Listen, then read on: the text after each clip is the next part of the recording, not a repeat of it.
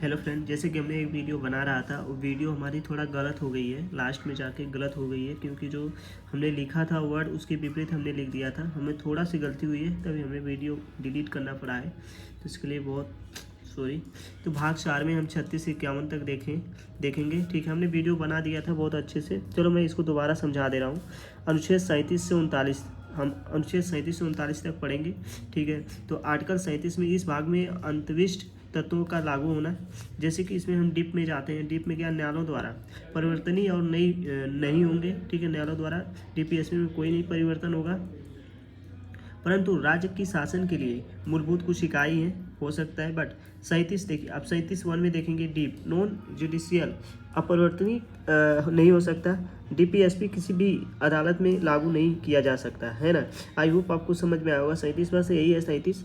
और अब फिर इसके बाद हम लोग चलेंगे 37(2) में। वे शासन का है, जो शासन है ना, वे शासन कर सकता है। ड्यूटी ऑन स्टेट है ना, वो ड्यूटी देखिए, इसमें की पॉइंट है ना। मैं थोड़ा इसको समझा दे रहा हूँ दोबारा,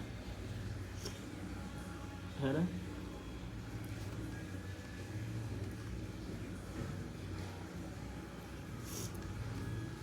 जो 37 है ना,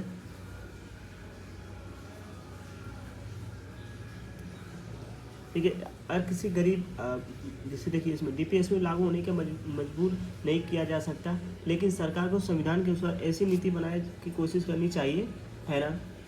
कि देखिए, fundamental right, duty of state हमने बताया। ड्यूटी ऑफ स्टेट मतलब है राज्य दायित्व कर सके वह किसी इनका पालन ना करे। राज्य किसी भी दायित्व को कि वह इनका पालन ना करे, है ना।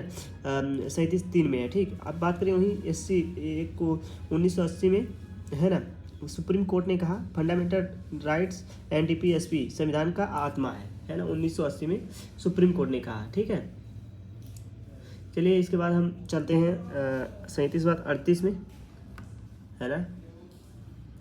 तो गलती हमसे हो गई थोड़ा से, क्योंकि हमें 12 वीडियो ही बनाना पड़ रहा है, तो सोचो कि हमें कितनी दिक्कत हो रही है। कोई नहीं यार, होता है, गलतियां सबसे होती है। फिर बात करें वही अनुच्छेद 38 में, तो अनुच्छेद 38 में राज्यों लोक कल्याण के लिए की अभिवृद्धि, है ना, अभिवृद्धि के लिए सामाजिक व्यवस्था। ठीक है, अब वही 38 में देखेंगे हम। ठीक है, 38 कर लेना। ठीक है, 38 में सामाजिक आर्थिक और राजनीतिक न्याय को बढ़ावा देना। ठीक है, सामाजिक आर्थिक न्याय राजनीतिक न्याय को बढ़ावा देना क्यों? देखिए, सामाजिक आर्थिक राजनीतिक के बढ़ावा भी देना, वहीं उनका स्थापित भी करना। ठीक है, समाज में। ठीक है, तो देखेंगे इसका। फिर 1976 में एक केस है, 1976 में एक संशोधन हुआ, जिसे हम 42वां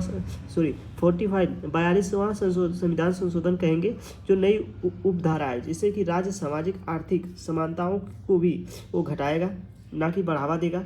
जो असमानताएं उसे घटाएगा और कल्याणकारी राज्य बनाएगा। ठीक है, स्थापित करें वेलफेयर स्टेट, मतलब कल्याण करना। ठीक है, फिर वही बात करूँ तो कुछ यूपीएससी के लिए आर्टिकल 38, ठीक है, जो कि असमानता हो और हर व्यक्ति के न्याय समान अवसर हो। देखो, 38 में कोई भी असमानता ना हो, हर व्यक्ति को न्याय समान अवसर मिले। ठीक है, हर व्यक्ति को न्याय और समान अवसर मिलेगा। ठीक है, ये 22वां संविधान संशोधन में कहा गया है। ठीक है, कुछ यूपीएससी के लिए की पॉइंट है जो कि बहुत ज़रूरी है ना। तो मैं इसके लिए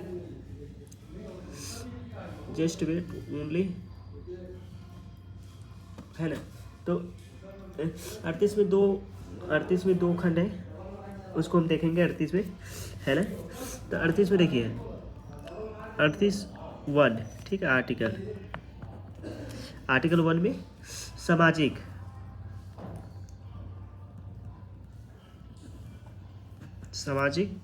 है ना, सामाजिक आर्थिक और राजनीतिक। ठीक है, मैं इतनी आर्थिक और राजनीतिक का विषय में है। ये उद्देश्य की वेलफेयर स्टेट, यानी कल्याणकारी राज्य बनाना इसका उद्देश्य है ना। फिर ये असमानता को कम करना इसका विषय है भाग 2 में, 38(2) में। ठीक है, 38(2) में। और इसका उद्देश्य क्या है? समान अवसर और समान न्याय सुनिश्चित करना। ठीक है, आई होप आपको समझ में आया होगा, है ना। तो मैं लिख दे रहा हूँ, असमानता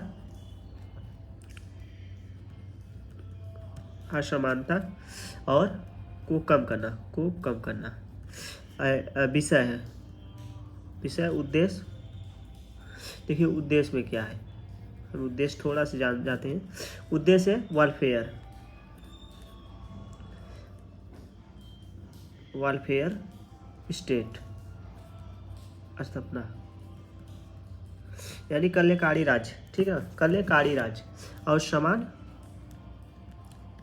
समान अवसर प्रदान करना, ठीक है, समान न्याय।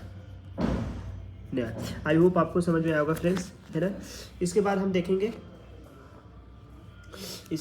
हम यूपीएससी के लिए। तो हमने यूपीएससी के लिए एक की पॉइंट बताया, जस्टिस, इक्वलिटी एंड वेलफेयर, कल्याण, ठीक है। आई होप आप देखिए, आप बात करेंगे 39, है ना। तो 39 में हम चलते हैं, है ना, 1 मिनट, 39 में जाते हैं, आर्टिकल 29, 39, 40, 39, अनुच्छेद 39, ठीक है। अनुच्छेद 39 में देखेंगे, राज्य द्वारा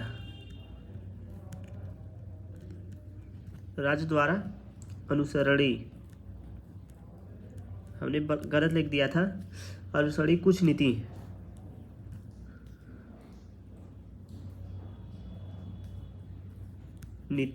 तत्व, है ना, तत्व। अब इसके बारे में जानेंगे, है ना।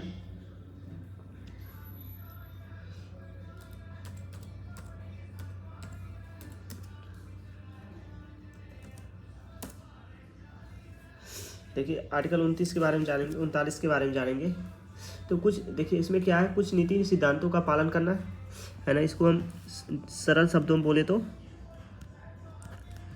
सरल शब्दों में तो कुछ नीति सिद्धांतों का पालन करना,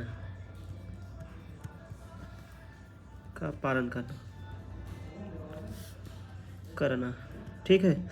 इसमें पालन क्या करना है, created of principle of policy में कुछ पालन करना, जैसे कि टेक्स्ट समरी में जानेंगे, राजनीतिक ऐसी नई अपनाए जिसमें पुरुषों को महिलाओं को दोनों को समान रूप से जीविका अधिकार हो और समान अवसर मिले, ठीक है। देखो हमें इसमें क्या है कि हम राजनीतिक नीति अपना रहे हैं, ठीक है, बहुत अच्छा, पर हमें जीविका का अधिकार मिले, है ना।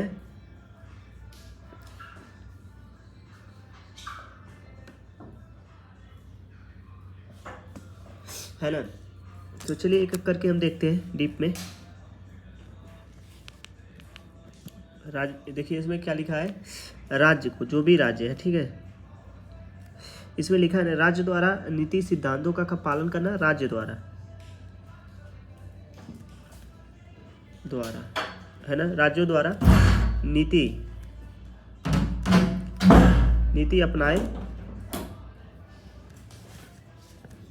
अपनाए अच्छी बात है, जिससे ठीक है, जिससे हमें कोई दिक्कत नहीं रही, पर पुरुषों और महिलाओं को, है ना, जीविका का अधिकार मिले, समान अवसर मिले। फिर कुछ समुदाय भौतिक संसाधन से, मटेरियल रिसोर्स, जैसे कि वितरण और सामान्य हित, कॉमन गुड को भी बढ़ावा मिले, है ना। तो एक एक करके लिख दें। ए में क्या है, ए में महिलाओं और पुरुषों को,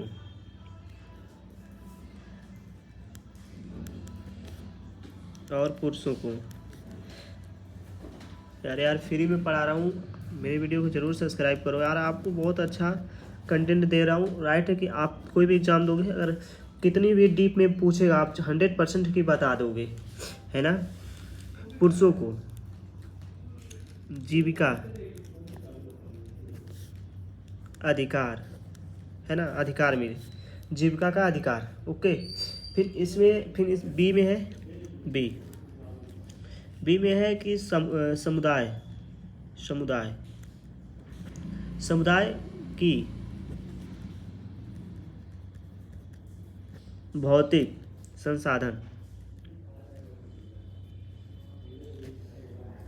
संसाधन जिसमें कि वितरण और सामान्य हित को बढ़ावा मिले, है ना, इसमें बढ़ावा मिले, और सबको समान कार्य के लिए समान वेतन मिले, है ना। इसमें देखो सबको समान कार्य के लिए समान वेतन मिले, सामान्य वेतन मिले, है ना। देखिए सामान्य वेतन पहले के क्या था, पहले में अंग्रेज में आप देखे होंगे कि सबको समान वेतन नहीं मिलता था, और बच्चों को स्वास्थ्य और विकास, शिक्षा और अवसर भी, ताकि गरिमापूर्वक जीवन जी सकें। ठीक है, बच्चों को स्वास्थ्य, विकास, शिक्षा भी मिल सके। बाल श्रम का शोषण को रोका जाएगा आर्टिकल 39 के तहत, है ना। इसमें भी बाल श्रम को रोका जाएगा। 23 में 24 में आप पढ़ लीजिएगा, मैंने बना रखा है वीडियो, है ना। फिर कुछ की पॉइंट देखते हैं, है ना, सरल भाषा में बोलते हैं हम, क्योंकि हम सरल भाषा में इसलिए बोलते हैं इजी शब्दों में, क्योंकि आपको बहुत ज़्यादा समझ में आएगा। ठीक है, तो देखिए 39 में अनुच्छेद, लास्ट मेरा अनुच्छेद 39, देखिए कुछ सरल भाषा है, सरल भाषा में जाने, क्योंकि ये हमें ज़रूरी है। तो जैसे देखो, सबको रोजगार मिले, सबको रोजगार मिले, और पुरुष और महिला को, हमने पहले बार पुरुषों, है ना,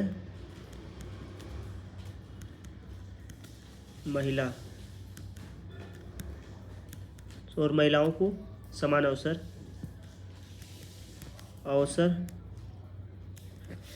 अवसर, गरीब,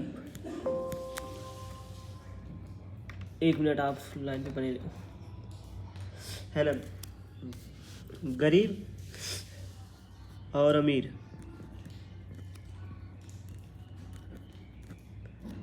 के बीच कोई वो नहीं रहना चाहिए, बीच असमानता नहीं होना चाहिए, असमानता ना हो, घटे, है ना, और बच्चों का शोषण ना हो। पहले शोषण होता था बच्चों को बहुत, अब माइन में काम करते थे, हटाते थे, पैसे नहीं मिलता था अंग्रेज के समय में, है ना। तो ये सब बहुत होता था बच्चों को। बच्चा 10 वर्ष से 8 वर्ष का, तभी से उसे काम में करना पड़ता था, है ना, खतरनाक काम करना पड़ता था, तो इसके लिए था। अब वही बात करें थोड़ा से, तो देखिए ऐसे विषय वाला उद्देश्य हमने जाना, है ना, हमने उद्देश्य जाना है ना, हमने उद्देश्य पढ़ा। ठीक, हमने कुछ 39 के मुख्य उपखंड जान लेते हैं थोड़ा सा बस ओनली। देखिए इसमें क्या है, समान आजीविका का अधिकार है हमें, आर्टिकल 39 देता है। पुरुष के महिला दोनों को समान अवसर, रोजगार अवसर प्रदान होगा, हमने बता दिया इसी में। तो यही सब है ना। तो इसमें देखिए कुछ आर्थिक समानता, इकोनॉमिक इक्वलिटी है, लैंगिक समानता रहना चाहिए, सामाजिक न्याय होना चाहिए, बाल श्रम संरक्षण होना चाहिए, कलाकारी राज्य होना चाहिए, राइट। तो कुछ मुख्य उद्देश्य है, तो हम थोड़ा कुछ मुख्य उद्देश्य जानेंगे।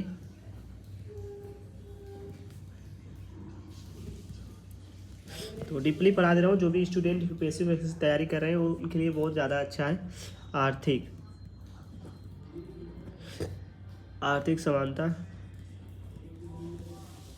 है ना, और लैंगिक समानता, ये सब होना चाहिए, जो कि 1982 में सुप्रीम कोर्ट ने कहा था, equal pay the equal work. संविधान में कोई मौलिक सिद्धांत है जो कि आर्थिक न्याय और संविधान में मूल संरचना, बेसिक स्ट्रक्चर को हिस्सा माना जाएगा, है ना।